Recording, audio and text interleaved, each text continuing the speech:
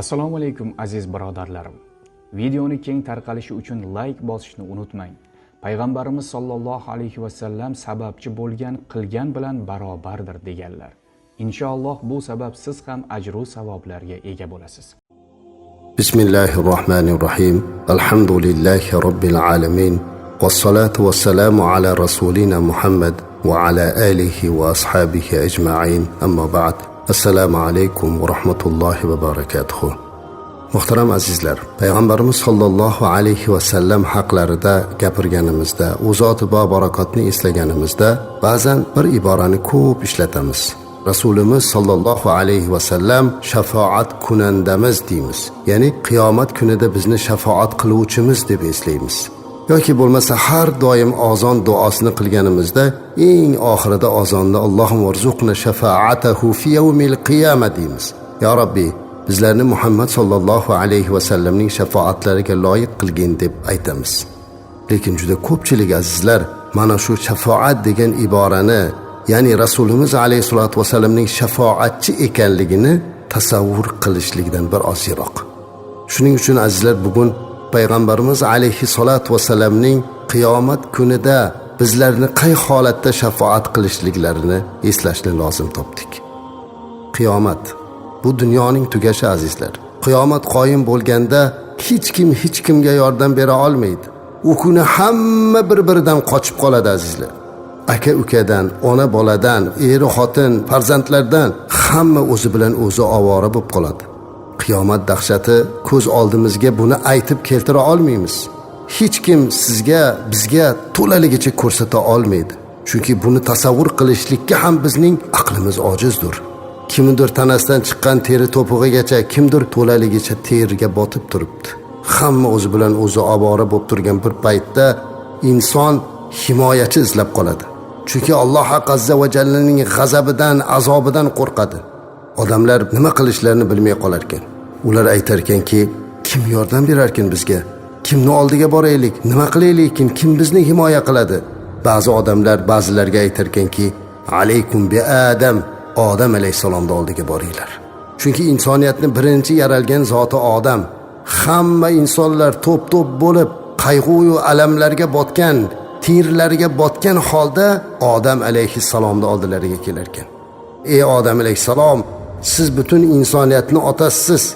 Sizni Alloh azza va jalla o'z qudrati bilan yaratdi va sizga ruhini pufladi va butun farishtalarni Alloh sizga sajda qildirib qo'ydi.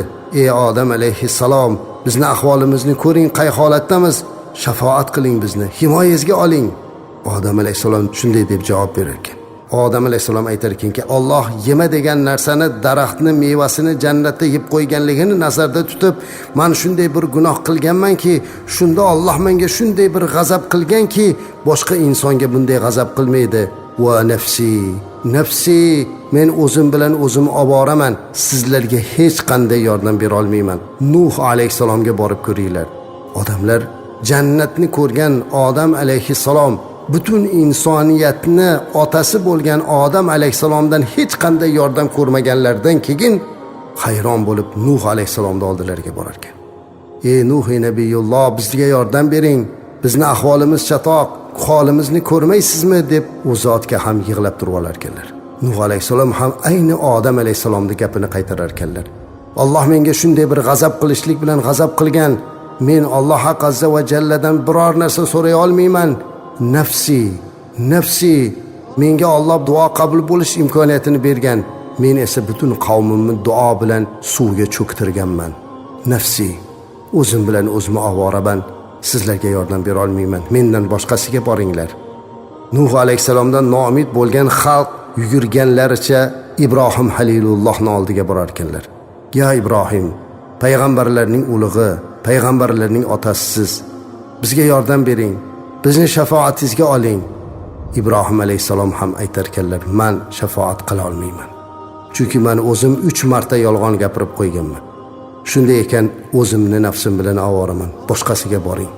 Odamlar noumidlikdan Musa payg'ambar alayhisalomning oldilariga borar ekan. Ey Musa, bizni holimizni ko'ring, ahvolimizni ko'ring. Ahvolimiz shunday yomon. Bizni shafaat qiling desa, Musa alayhisalom aytar ekanlar, Alloh menga bir g'azab qilish bilan g'azab qilganki, boshqa hech kimga qilmagan va bundan keyin ham qilmaydi. Men o'zim bilan o'zim ovoraman. Nafsi, nafsi, nafsi. O'zim bilan ovoraman, o'zim bilan ovoraman. Boshqasiga boring dedilar. Musa alayhisalom ham bir insonni Bani Isroil bilan va dushman bilan urushayotgan odamni ajrataman deb dushman tomonda urganda o'lib qolgan. Shuning uchun o'zlari xijolat ekanligini bildiradilar. Ana bundan keyin ular Iso alayhisalomga boradilar. Ya Iso alayhisalom, siz Bibi Maryamning o'g'lisiz. Alloh azza va jalla sizga ulug' maqomlar bergan. Bizga yordam bering, shafoatingizga oling. Siz ruhullohsiz dedilar. Iso alayhisalom ham Alloh menga shunday bir g'azab bilan g'azab qilganki, men sizlarni himoya qila olmayman. Balki Muhammad sallallohu alayhi va sallamga boringlar. Odamlar Rasulimiz alayhisolatu vasallamning oldilariga hammalari kelib shunday deydi ekanlar. Ya Muhammad sallallohu alayhi va sallam, anta rasululloh va xotimul anbiya va qad g'afarallohu laka ma taqaddama min dhanbika va ma ta'akhkhar. Ey Muhammad sallallohu alayhi vasallam, siz Allohning rasulisiz, butun payg'ambarlarning xotamisiz, eng oxirgisi sizsiz. Alloh sizni avvali va keyingi hamma gunohlaringizni mag'firat qilgan. Ishfa'lana, bizni shafoatga oling, bizni himoyangizga oling. Payg'ambarimiz alayhisolatu vasallam ularning bu holini eshitganlaridan keyin Alloh haq azza va jallaning arshini tagiga kelarkanlar va boshlarini sajdaga qo'yib mana shu joyda hamd aytarkanlar. O'zlari Abu Hurayra radhiyallohu anhudan bo'lgan hadisda rivoyat qilib aytadilarki, men arshini tagiga borib boshimni sajdaga qo'yaman va Alloh menga shunday ilhom beradiki, biror marta biror inson aytmagan hamd va sano bilan Allohga hamd aytaman. Mana shu holatda turganimda Alloh azza va jalla, ya Muhammad sallallohu alayhi vasallam, irfa' rasak. Boshingizni ko'taring ya Rasululloh. So'ragan narsangiz beriladi. Shafaat iznini so'rasangiz shafaat qilinadi. Ko'taring boshingizni deydi ekan. Rasulimiz alayhisolatu vasallam sajdadan boshini ko'tarib, boshqa payg'ambarlar kabi, ya Alloh mening nafsim, mening o'zim, men o'zim qiynalyapman demaydilar azizlar. Boshini sajdadan ko'targandan keyin birinchi aytadigan gaplari Allohumma ummati, Allohumma ummati, ya Rabbi ummati. Ey Rabbim, ey Allohim mening ummatim. Mening ummatimning holi nima bo'ladi? Mening ummatim deb Allohga nola qilib yig'lar ekan.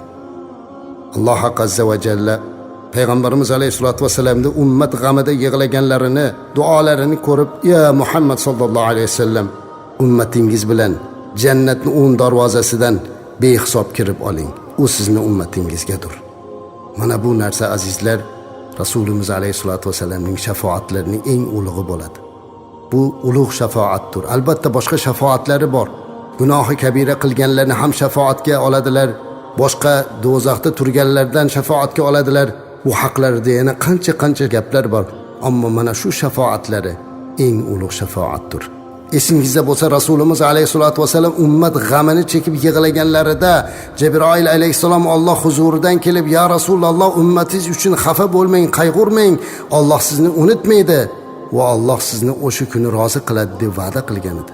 Mana shu va'dasiga muvofiq endi Alloh azza va jalla Rasulimiz alayhisolatu vasallamga shafoat iznini berdi. Rasulimiz alayhisolatu vasallamga shunday maqom berildiki, azizlar, toki payg'ambarimiz alayhisolatu vasallam jannatga kirmagunlaricha boshqa birorta payg'ambar jannatga kirmas ekanlar. Toki payg'ambarimiz alayhisolatu vasallamning ummatlari jannatga kirmagunlaricha boshqa birorta ummat jannatga kirmas ekanlar.